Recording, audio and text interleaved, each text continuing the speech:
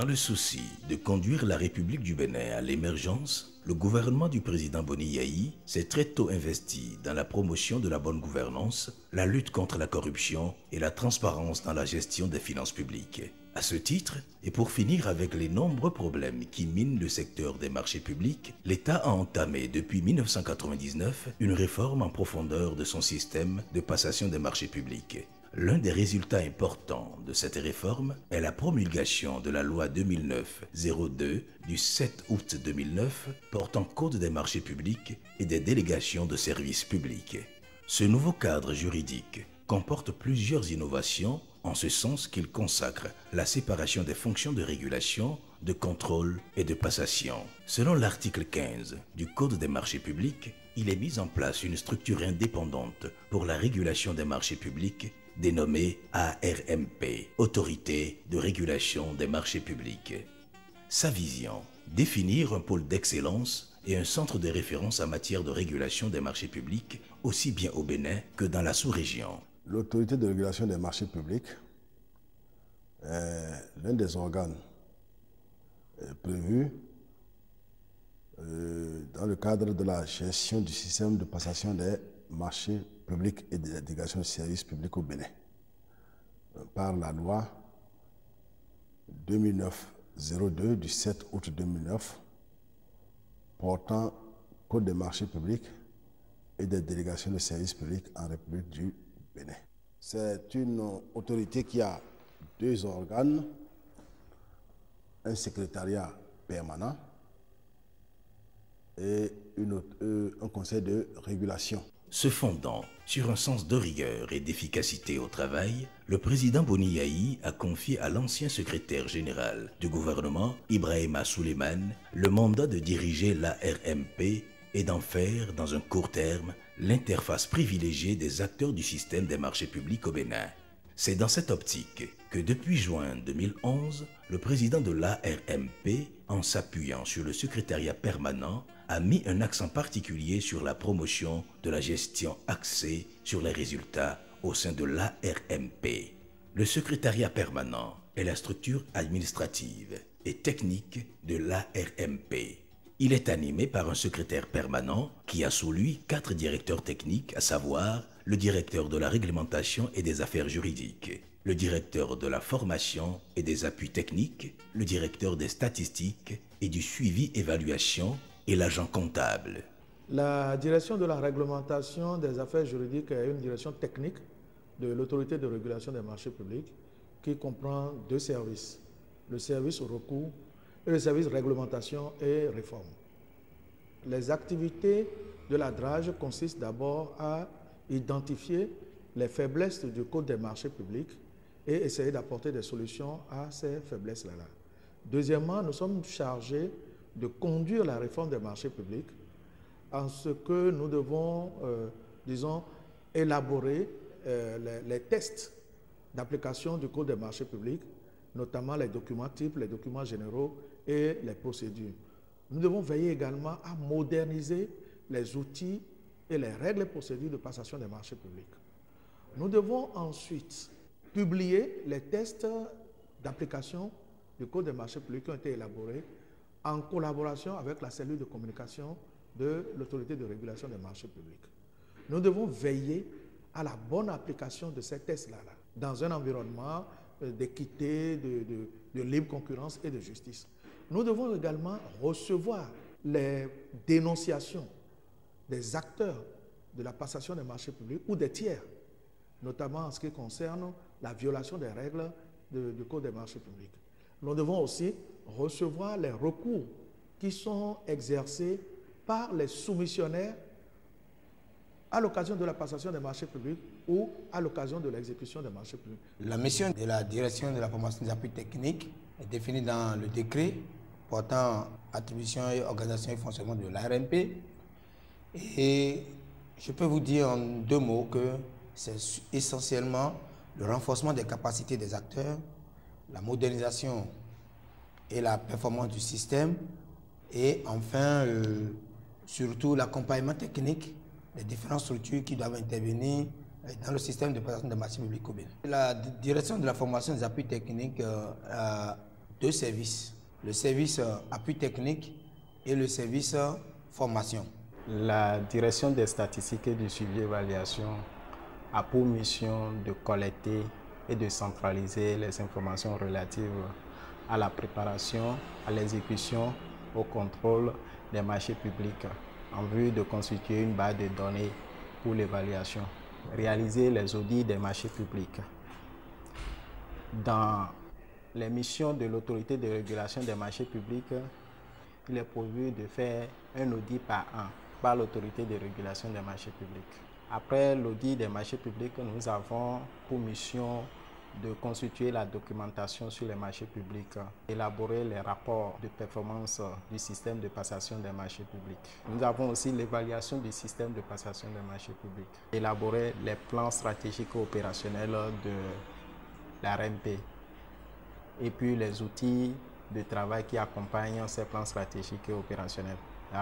Les outils de travail, nous avons le plan de travail annuel, le plan de consommation des crédits, le plan de passation des marchés publics. L'agence comptable est une direction dont les fonctions restent transversales à toutes les directions techniques. C'est-à-dire que c'est la direction qui s'occupe de la gestion des finances de l'institution. Elle s'occupe également de la gestion du patrimoine de la structure, du suivi du budget, de l'élaboration de mécanismes de mobilisation des ressources humaines en relation avec l'ordonnateur du budget. Elle s'occupe également d'éditer à la fin de chaque exercice les rapports financiers et tous les états financiers pour préparer la reddition du compte. La mobilisation des ressources constitue l'une des activités principales de l'agence comptable. Et cela partant, nous identifions plusieurs sources de mobilisation. Nous avons d'abord le budget national, le budget général de l'État qui nous appuie à travers une subvention et qui est évalué aujourd'hui à 30% du budget de l'institution. Les 70% sont mobilisés auprès de nos partenaires techniques et financiers, à savoir l'USAID qui a appuyé une fois la RMP en 2006. Aujourd'hui, nous avons l'ambassade du Royaume des Pays-Bas. Nous avons également l'ambassade royale du Danemark qui nous a appuyé à travers deux conventions de financement. Le premier ayant servi à l'élaboration du plan stratégique et opérationnel et le second financement qui est actuellement en cours d'exécution pour la mise en œuvre des actions, des programmes inscrits dans ce plan. Et nous avons également l'unité de gestion des réformes qui nous appuie à travers divers volets de financement, l'Union européenne. Nous avons également le programme appui conjoint et puis la BAD. Le Conseil de régulation, organe tripartite et paritaire de 12 membres, est quant à lui divisé en deux commissions. La commission de règlement des différends et la commission de discipline. Il est l'organe délibérant de l'autorité de régulation des marchés publics. C'est lui qui, au terme donc du décret 2010-494 portant organisation, attribution et fonctionnement de l'autorité de régulation des marchés publics, est chargé d'initier et de valider les projets de texte relatifs à la réglementation des marchés publics et délégation des services publics. C'est lui seul qui initie, valide et propose maintenant à l'adoption du Conseil des ministres les divers textes qui doivent régir le secteur des marchés publics et délégation des services publics. Mais avec cet ensemble, quelle est la mission de l'ARMP? L'autorité de régulation des marchés publics a pour mission d'apporter son assistance aux autorités nationales dans la définition de la politique et l'élaboration des textes relatifs aux marchés publics et délégations de services publics. Deuxièmement, d'organiser les audits techniques indépendants et d'appliquer les sanctions. Troisièmement, d'assurer la formation des acteurs du système. Et quatrièmement, enfin, de procéder au règlement non juridictionnel des litiges qui peuvent naître entre les acteurs du système. Deux structures d'État bien distinctes, Autorité de régulation des marchés publics et la Direction nationale de contrôle des marchés publics, travaillent certes dans le même secteur, mais sont investis de missions bien différentes, contrairement à ce que pense l'opinion publique. Certains pensent que l'ARNP c'est la DNCP ou que la DNCP c'est l'ARNP. Mais ces deux organes-là sont prévus par la loi. Et la loi les a classifiés en organes de passation, en organes de contrôle et en organes de régulation. La Direction nationale de contrôle des marchés publics a été créée par le décret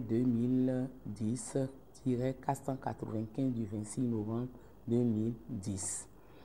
Et à ce titre, cette direction est l'organe central de contrôle de tous les marchés publics et des services publics en République du Bénin. Elle effectue les contrôles aussi bien a priori qu'à posteriori. Contrôle a priori, cela dépend des montants des marchés. Lorsque les montants sont élevés, le contrôle a priori consiste à partir de la mise en place de l'élaboration du dossier d'appel d'offres, ce que nous appelons communément DAO, jusqu'à l'attribution du marché.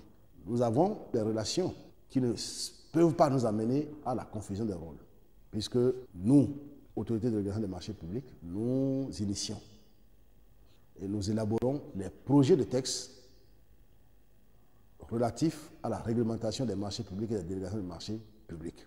La Direction nationale de contrôle des marchés publics n'élabore pas. J'ai dit, elle contrôle.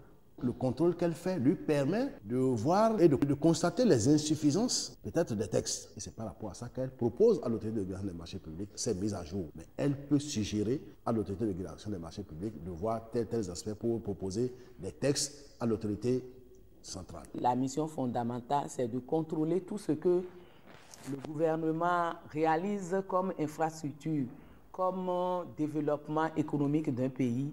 C'est de suivre cela de près avec le gouvernement pour que nous ne vivions plus d'éléphants blancs. Les marchés publics représentent plus de 50% des dépenses publiques dans notre pays. Il importe d'assurer au secteur un environnement bien transparent et d'en faire une gestion plus efficace et mieux maîtrisée. Dans cette visée, l'État continue de s'activer dans des réformes. La réforme des marchés publics a été voulue par les États de l'UEMOA pour doter nos pays d'un système fiable et performant de passation des marchés publics. Les pays de l'UEMOA ont pris certaines résolutions et que les pays membres de cette union ont transposé dans leur législation, et c'est ce qui chez nous a donné donc la loi 2009-02 du 7 août 2009 portant code des marchés publics et des délégations de services publics en République du Bénin. Ce nouveau code a clairement fait la part des choses et il a également affirmé trois grands principes. Le principe du libre accès à la commande publique, le principe du traitement égal des candidats ou des soumissionnaires et la transparence des procédures. Ces règles également visent à garantir une grande consommation des crédits. Dans le souci de professionnaliser le système des marchés publics pour assurer sa crédibilité et sa performance et consolider les réformes en cours, l'ARMP a initié et organisé une vaste campagne de formation à l'endroit des acteurs des marchés publics sur toute l'étendue du territoire national. Ces sessions de formation, entièrement financées par la DANIDA, devront permettre à l'ARMP de garantir l'efficacité et la crédibilité du système des marchés publics et assurer par la même occasion un environnement transparent qui favorise une optimisation de la dépense publique et une forte implication du secteur privé. La campagne nationale de formation qui démarre ce jour vise à remédier aux problèmes de compétences identifiés au niveau de la plupart des acteurs du système de passation des marchés publics et induire une amélioration de la performance de tous les acteurs intervenant dans la chaîne de passation des marchés publics. C'est sur cette attente que je déclare ouvert les travaux du présent atelier et lance par la même occasion la campagne nationale de formation sur le cycle de gestion des marchés publics au profit des acteurs du secteur privé, des départements et des communes du Bénin. Alors, la DEFAT essaie dans un premier temps de recenser, sinon d'identifier les problèmes de compétences, les problèmes de formation qui se posent et les problèmes d'efficacité qui se posent au niveau du système de passation des marchés publics au Bénin. Et ça a permis d'élaborer ce que nous appelons le plan global de formation des acteurs du système de passation des marchés publics du Bénin. Notre objectif premier est de mettre en œuvre ce plan de formation qui est actualisé tous les 3 ans. À partir de ce moment, il fallait prendre en compte aussi bien les acteurs du secteur public face à leurs besoins et les acteurs du secteur privé en tenant compte également de leurs besoins. Toutes les 117 communes du Bénin, aussi bien de la Takora-Donga, du Borgou à Libori, de l'Atlantique littoral, que de l'Ouémé plateau, du Monokoufo, en passant par les Eaux-Collines, ont bénéficié des formations en gestion des marchés publics. Toutes communes aujourd'hui, toutes les communes que vous représentez, doivent avoir chacune en son sein une cellule de contrôle des marchés publics. Nous sommes en train d'aborder un cadre de formation générale qui est décomposé en 2 modules.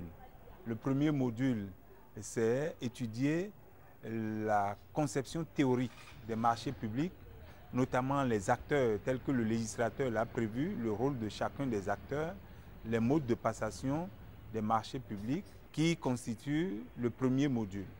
Dans le second module, nous sommes allés sur le terrain de la pratique, comment les acteurs doivent appréhender la loi, comment ils doivent appliquer cette loi pour mieux faire, pour bien faire et pour faire efficacement. Depuis 2009, il y a eu un nouveau code des marchés publics. Ce code a consacré, disons, pratiquement un nouveau cadre institutionnel et un nouveau cadre normatif en matière de passation des marchés publics. Donc la chaîne institutionnelle a connu un peu de modification qu'il est important de faire ressortir, de montrer aux acteurs.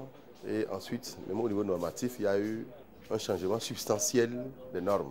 Donc, il s'agit aujourd'hui d'abord de dire dans une introduction générale aux acteurs ce que c'est que le marché public. Ce n'est pas un cours universitaire, ce n'est pas un cours de réflexion et d'analyse théorique, c'est une formation pour mieux pratiquer le code des marchés publics et des délégations de services publics. Mais au-delà même de cette pédagogie, c'est des discussions, c'est des analyses pour permettre de bien comprendre ce que ces acteurs ont l'habitude de faire et de voir comment ils peuvent désormais le faire efficacement. Au cours de cette formation, on a noté leurs réactions. Et à travers cette réaction, on a constaté qu'ils ont acquis de nouvelles notions et qu'ils ont compris et le message a passé.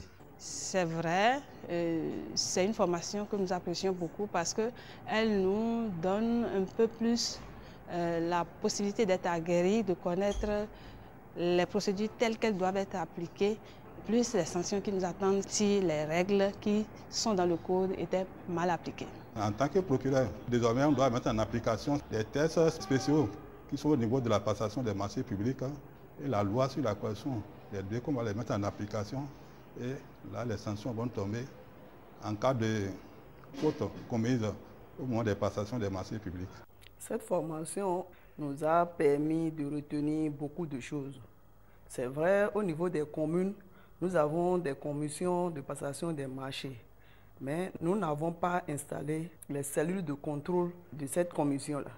C'est à l'issue de cette formation qu'on a retenu qu'il est urgent qu'on puisse installer au niveau de nos différentes communes ces cellules de contrôle pour gagner beaucoup de temps et pour réduire les difficultés de transmission des documents à la Direction nationale de contrôle des marchés à Cotonou.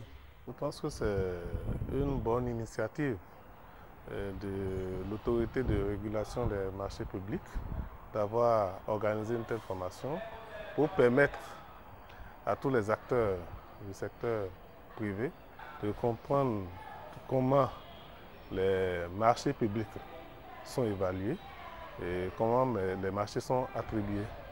Tout le monde est pratiquement très fier et a priori ne se plaint pas d'être à cette formation. Très souvent, nous apprenons qu'on envoie des crédits au Bénin et que nous n'utilisons pas la totalité, disons, des crédits qui nous sont alloués. Pourquoi cela? Nous apprenons aussi par ailleurs qu'il y a un certain nombre de services, de partenaires sociaux, partenaires étrangers, qui définissent les règles particulières pour ces interventions dans notre pays.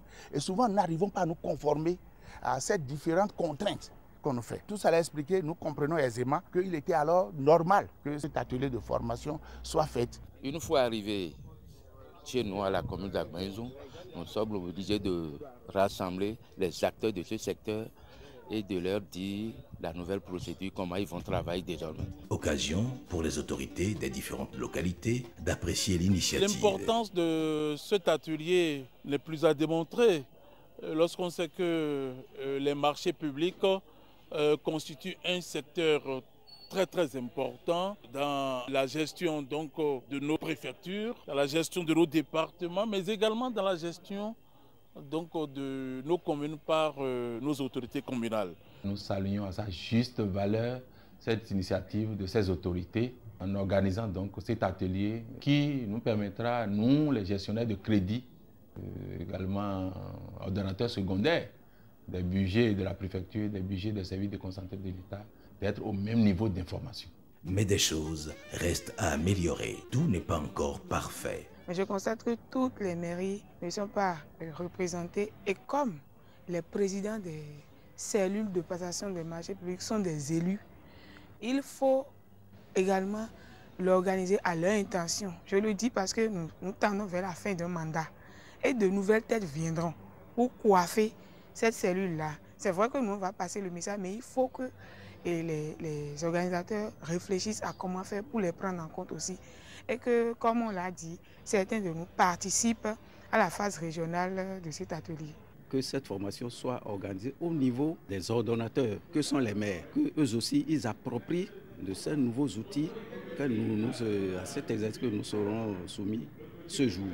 Les sanctions qui sont au niveau de la loi par rapport à la passation des marchés publics ne sont pas connues de tous les magistrats. Nous voulons même une formation spéciale pour qu'on forme des magistrats par rapport aux infractions qui sont contenues au niveau du code des marchés. Que cela ne s'arrête pas aux formations, que bien au niveau du sommet, chacun s'applique à changer de comportement. C'est de cela qu'il s'agit. Si les gens ne sont pas prêts à le faire, je crois qu'au niveau même décentralisé, au niveau des communes, rien ne se fera de bon. Et il faudrait que l'on sévisse. Que le processus continue, que tous les organes qui doivent être sur toute la chaîne, que tous ces organes-là soient mis en place rapidement pour nous permettre de mieux fonctionner, de mieux appliquer. Parce qu'actuellement, au niveau des départements, on a de ces difficultés. Ça, c'est très important. Si nous voulons vraiment que les communes respectent donc, les dispositions de la loi 2009, il va falloir qu'on le fasse parce que nous avons des budgets vraiment limités, c'est très serré. Un membre de la commission qui voyage sur Cotonou, qui doit faire une semaine, ce n'est pas facile. Donc, mais si la délégation est proche au niveau départemental, je crois que ça pourrait nous faciliter la tâche. Pour toutes ces préoccupations, les réflexions sont en cours en vue d'apporter des solutions définitives. Nous avons rassuré les uns et les autres qu'un atelier de relecture de ces textes-là sera organisé incessamment, atelier au cours duquel on va recenser toutes ces imperfections, tous ces dysfonctionnements en vue de proposer à l'autorité nationale la révision de certains articles de la loi et donc de certaines dispositions des décrets d'application qui sont déjà pris. Les défis, c'est de parvenir d'abord à rendre fonctionnel auprès de toutes les autorités contractantes les différents organes qui sont prévus.